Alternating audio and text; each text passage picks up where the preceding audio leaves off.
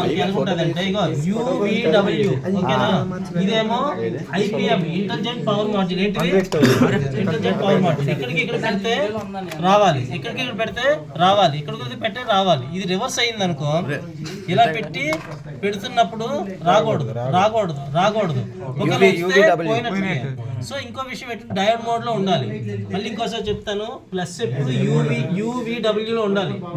రెండోది ఇది IPM అంటే ఇంటెలిజెంట్ పవర్ మాడ్యూల్. సో దేంట్లో ఒక దగ్గర పెట్టి ఇలా పెడుతున్నప్పుడు ఒక దాంట్లో వాల్యూ వచ్చిందంటే ఇంకో దాంట్లో వాల్యూ రాకూడదు, ఒక దాంట్లో వాల్యూ వచ్చిందంటే ఇంకో దాంట్లో రాకూడదు, ఒక దాంట్లో వాల్యూ వచ్చిందంటే ఒక దగ్గర వాల్యూ రాలేదంటే రాకూడదు, పోయినట్లు.